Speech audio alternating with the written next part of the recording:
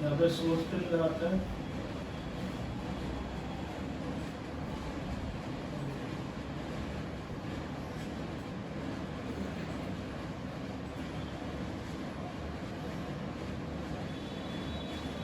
आपके अंदर भी इस तरह से दिखेगा। देखो यहाँ पे ड्रूगल टैग कनेक्ट किया हुआ है, यहाँ पे GA4 कनेक्ट किया हुआ है, यहाँ पे यूट्यूब को कनेक्ट बराबर। इसके अंदर कितने विजिट्स हैं पिछले 30 दिन में? 4,500 3,500 लोगों ने विजिट किया है बराबर। गूगल का टैग जो है वो वेबसाइट के अंदर डलता है, उसके अंदर उस टैग से मैंने 7 लिस्ट बनाई हुई है, इससे मैंने 3 लिस्ट बनाई हुई है, यूट्यूब से मैंने 1 लिस्ट बनाई है। इसके अंदर कुछ एरर भी है, इशू भी है, वही आपको एक बार देख लेते हैं issue. Make sure you are missing users on your data segment with your and then switch the audience source so that users are added to your segment correctly. शांति से रहकर सॉल्व करना पड़ेगा। शायद एक्टिविटी नहीं है इस वजह से ये बता रहा है। अब देखो किसी वेबसाइट के अंदर वो टैग डला हुआ है या नहीं उसको कैसे चेक करते, तो हमने पता है ये किया था, टैग सिस्टम में डाला था। जब आप किसी वेबसाइट पे जाते हो उस वेबसाइट के ऊपर आप टैग असिस्ट को ओपन करके चेक कर सकते हो कि भाई कौन सा टैग डला हुआ है, कौन सा टैग नहीं डला हुआ। ये टैग मैनेजर डला हुआ है, एड्स का रीमार्केटिंग टैग डला हुआ है, ग्लोबल टैग डला हुआ है। तो इससे क्या होगा? इससे ये चेक करके आप कल पूछा था कि पता कैसे चलेगा कि डाल दिया या नहीं डाला। अच्छा, वो इससे पता चलेगा। गूगल टैग असिस्ट मैंने टैग मैनेजर के टाइम पे बताया था, ये वही चीज़ है। बेसिकली ग्रीन होना चाहिए। अभी ग्लोबल टैग शायद इसके अंदर पुराना या पता नहीं कुछ प्रॉब्लमेटिक इसलिए ऐसा बता रहा है, इसके ऊपर मुझे देखना पड़ेगा। यहाँ से आप उसको चेक कर सकते हो, आप सोर्स को एडिट कर सकते हो यहाँ से, जो भी आपका हो। अभी इसके अंदर और भी चेंजेस आपको देखने मिलेंगे थोड़ा टाइम में, हो रहा है इसमें चेंज। तो यहाँ पे ऑप्टिमाइजेशन, टारगेटिंग, ऑडियंस एक्सपांशन, इसको आपको जो रिकमेंडेड है उसको टर्न ऑन कर देना है उसमें। अब ऑडियंसेस की बात आती है, सेगमेंट की बात आती है, इसके बारे में बताता हूँ आपको। ये देखो यहाँ पे ऑडियंस बनी हुई है,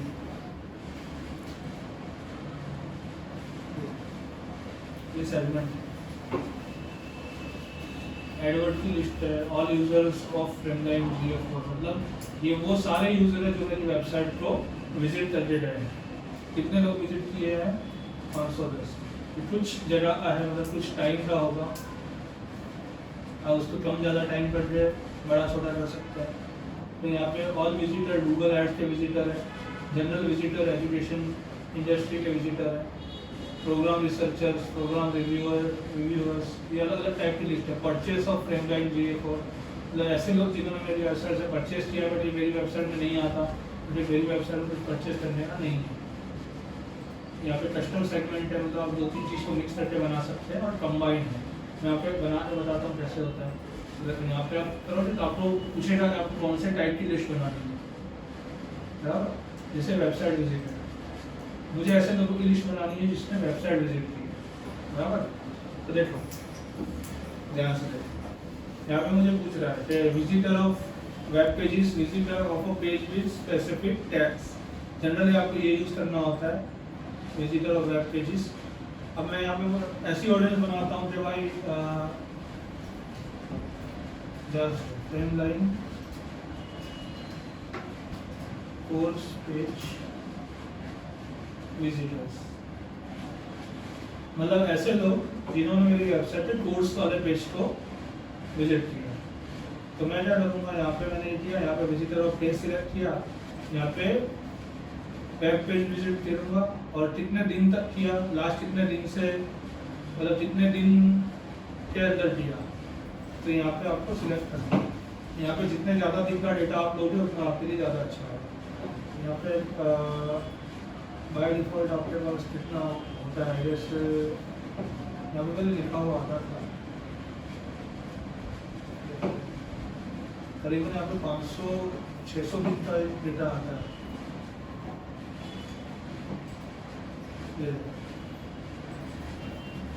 मतलब करीबन 2 साल पिछले 2 साल में जितने लोगों ने मेरी वेबसाइट को विजिट किया है वो सारे लोगों को मैं टारगेट करना चाहता हूँ। ये लिस्ट आप जितनी बड़ी रखोगे उतना टारगेटिंग अच्छा होगा। ये हुआ। फिर यहाँ पे मुझे उस पेज का URL डालना है, URL रेफरल URL, तो मुझे यहाँ से URL सिलेक्ट करना है। फिर मेजरली 2-3 ऑप्शन होते हैं, contains, equals, start with, and with. Does not contain, does not equal, इनका ज़्यादा यूज नहीं होता। अगर आपका वेबसाइट, अगर आपका URL डायनेमिक है तब आपको कंटेन्स यूज करना है, अगर आपका URL स्टैटिक है तब आपको इक्वल्स यूज करना है। ज़्यादातर केस में ये 2 ही यूज करते हैं। अब स्टैटिक और डायनेमिक का मतलब क्या होता है? तो जैसे मेरा ये पेज है, इसके अंदर कोर्सेज के अंदर ये मेरा ये वाला पेज। अब मेरा ये वाला जो पेज है उसका जो URL है ना, ये वाला, ये कभी चेंज नहीं होने वाला। इसका URL हमेशा सेम रहेगा, है ना। तो ये क्या हुआ? स्टैटिक हुआ। ये URL मेरा चेंज नहीं हो रहा, तो मैं यहाँ पे क्या लूंगा? Equals to. बट अगर मैं ऐसे लोगों को टारगेट करना चाहता हूँ जिन्होंने मेरी वेबसाइट पे से ऑर्डर किया है, कोई प्रोडक्ट ऑर्डर किया है। अब ऑर्डर वाले केस में क्या होता है पता है? जब आप किसी जगह से कुछ ऑर्डर करते हो, तो जब ऑर्डर आप पेमेंट कर लेते हो तो आप एक पेज पे रीडायरेक्ट हो जाते हो। पेमेंट करने के बाद thank you for your purchase या पेमेंट कंप्लीट, ऐसा कोई भी पेज हो सकता है। दोनों में से कुछ भी नाम हो सकता है पेज का, हर वेबसाइट में अलग होता है। वो कुछ ऐसा दिखता है, website.com/payment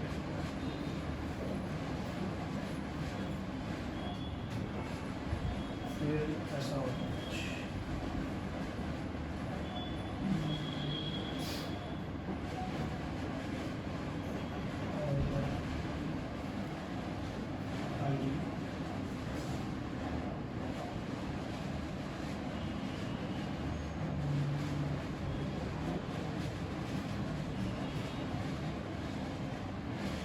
कुछ ऐसा सा दिखता है जिसमें आप जाते हो ऑर्डर करने के बाद, पेमेंट कंप्लीट होने के बाद। इन जनरल ऐसा दिखता है, इससे थोड़ा अलग भी हो सकता है।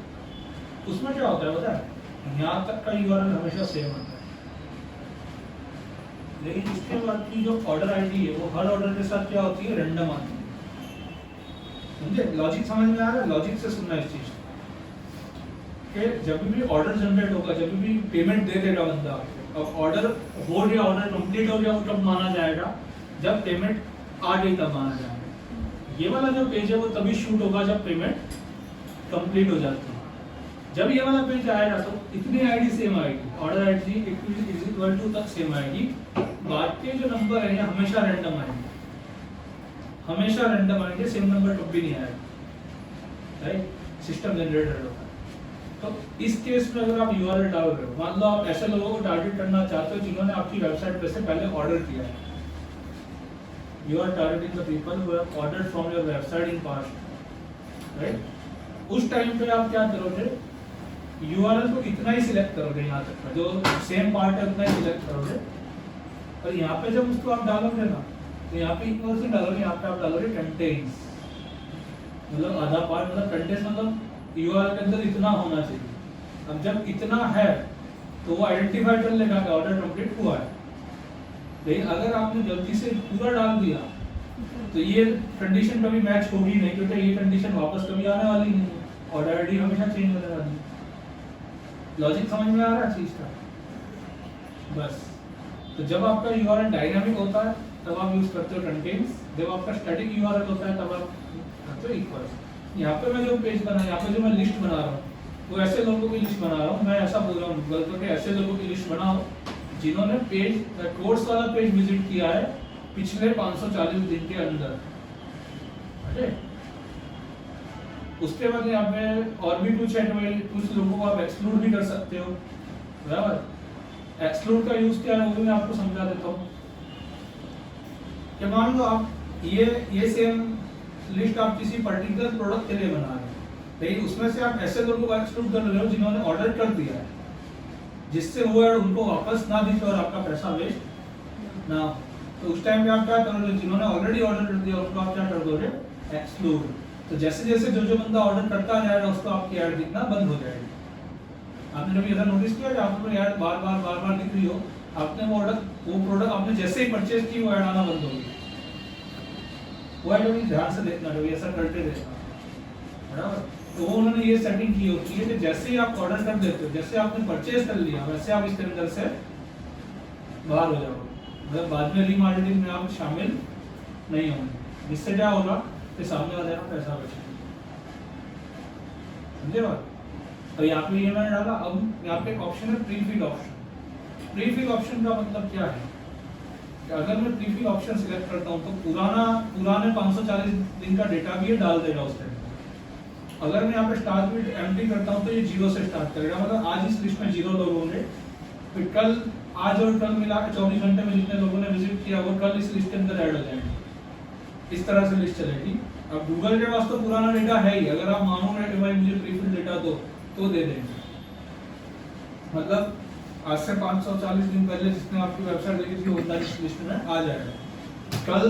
कल वाले दिन, फर्स्ट वाले दिन का डेटा निकल जाएगा इसके अंदर से, समझे। जैसे जैसे दिन आगे बढ़ते जाएंगे पीछे के दिन का डेटा निकलता जाएगा, आगे के दिन का डेटा ऐड होता जाएगा, ऐसे होगा। बस उसके बाद डिस्क्रिप्शन में आपको डालना तो डाल सकते हो, तो छोड़ सकते हो। बस इतना डेटा आपको क्या करते हैं ना, सेगमेंट कर देते हैं। इसको पहले हम लोग लिस्ट बोलते थे, अब इसको सेगमेंट बोला जाता है।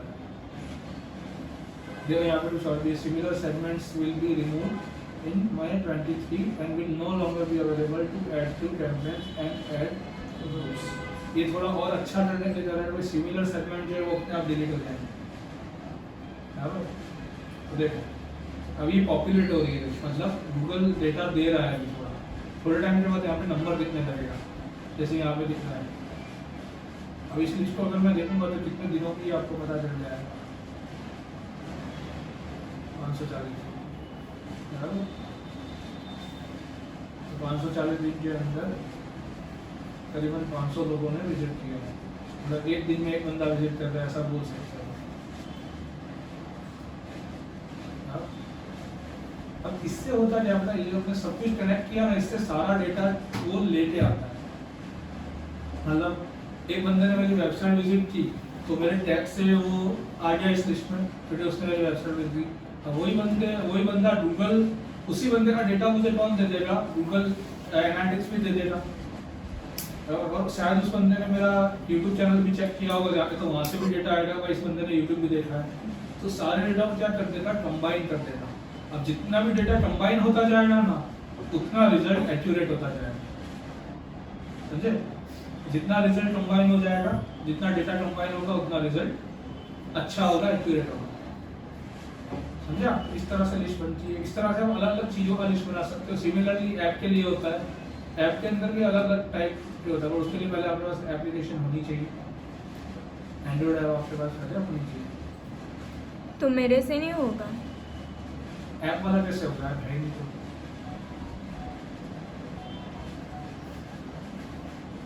आप बाद में बजट निकालते हैं ना, थोड़ी ऐप वाप भी बनवा रहे हैं, हैंडी हो जाता है। आज के टाइम में 2023 में ऐप तो होनी चाहिए सबके पास।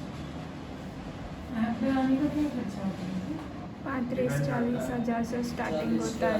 अपन उससे भी सस्ता डेवलपर ढूंढ के नया बना रहे हैं। जो ये जो अपना वो आया था उस दिन, जो मैंने बोला वो 12,000 में एजेंस बोल रहा था, वो सस्ता है डेवलपर, कर देगा आराम से। तो बेसिकली वही तो भाई, चाहे आपके पास कुछ भी, लेकिन एक ऐप आपके पास हो ना तो फर्क पड़ता है। कई सारी ऐसी ब्रांड्स हैं जो डायरेक्ट ऐप से ही लॉन्च हो रही है, वेबसाइट बना ही नहीं रहे, डायरेक्ट आजकल हर साल का खर्चा होगा। नहीं